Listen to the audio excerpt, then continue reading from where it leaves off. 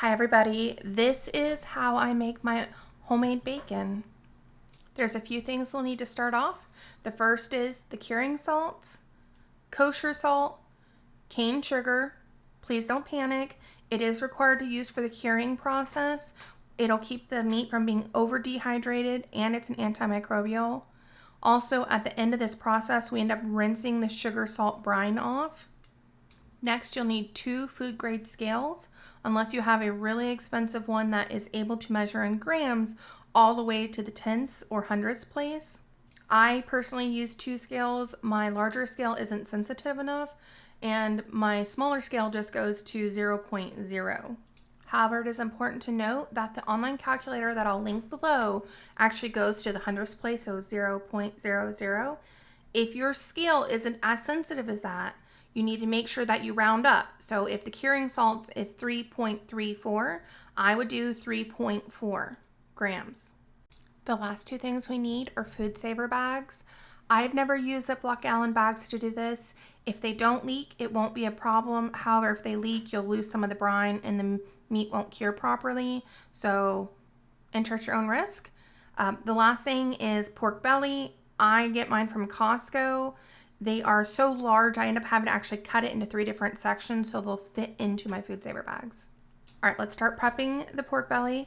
If you have a large piece, cut it up into sections that will fit into your bag. I do 3.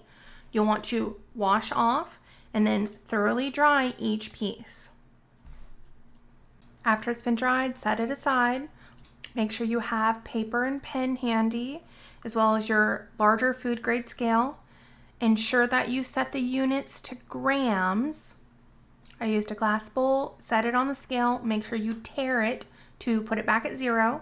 Set the meat in, let the scale measure, record the weight of this piece of meat. It's vital also to pay attention what order you place the meat. Each piece is going to weigh a different amount. Here I have the curing salts, cure 1,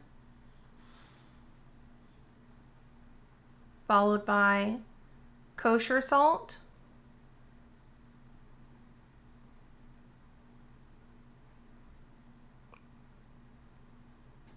and lastly, the pure cane sugar.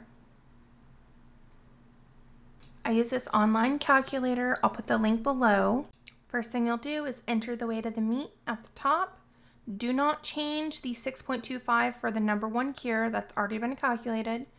I do a 2% salt and 1% sugar. After that, you just hit calculate the cure and it'll give you exactly the amounts you need to do. Something else I do is I'll write like top, middle, bottom.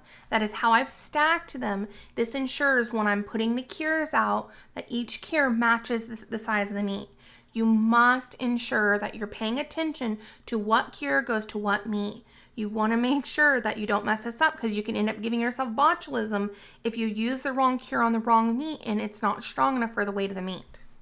Just to be clear, when you do the measurement and you weigh the meat and then you put it in the calculator, the salt, sugar, and cure belong specifically to that piece of meat. It is up to you if you want to measure each piece of meat and do like I did and write it down, then measure everything out, or if you want to personally just do one at a time if you're afraid you're going to mix things up. Here we'll use the smaller precise food scale in grams. You can see it goes to the tens place. I just use a small plastic container because this is such a small scale and you do not want to put heavy things on it. It will actually run these scales. We'll start with doing the curing salt. If your scale doesn't go to 0.00, remember to round up. For this piece, the calculator said we needed 3.27, so we ended up doing 3.3. Measure the sugar out next. Please put these in individual containers initially. That way you can scoop out any excess if you put too much in. I just had to leave this in here. Here's right brain blowing sugar onto the floor of our kitchen. His excuse was the sugar would mix with the dirt. Last thing we measure for this piece is the salt. A quick check to make sure you're not reversing the salt and sugar is you should have twice the amount of salt as you do sugar. Take meat number 1's salt, sugar, and cure and thoroughly mix it together in one container. If you had to cut your meat or are doing more meat, make sure that you mix the cure salt and sugar that belong to the correct size meat Put them in order so when you actually pour them onto the meat, you're doing the right cure for the right size of meat. You'll roughly just pour about half of the cure on one side of the meat. Then what you'll do is you'll flip the meat over and pour the rest on. You just kind of hand pat it around and just kind of move the meat through the cure, ensuring that even the edges, both sides, get as even as possible. We like to fold the edges of the food saver bag so it stays clean as Right Brain finishes picking up the cure and kind of sticking it on the meat. He'll fold the meat in half. We just found it works for not getting cure everywhere. And then he'll take and scrape as much of the cure off the pan as he can, and then we'll just go ahead and dump that into the bag with the meat. Just kind of jostle the meat around in there, get it as flat as possible. You want to flip the lip down, then grab a permanent marker and write the day you did this. It is vital you know what day you started this on because it has to sit in the cure for at least 8 days. Take that puppy over to the vacuum sealer and seal and close it up.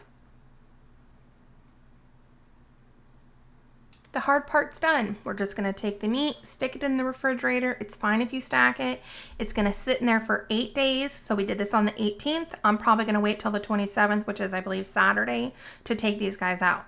There's one last task Rosie tells you need to do, and that is you have to flip the meat every day. It literally is reach in, take it out, flop it over, done. Do it every single day for the next 8 days. What this does is ensure the brine is just evenly distributed through the meat. All right, guys, we'll pick this video back up in 8 days and I'll kind of show you what the next steps are.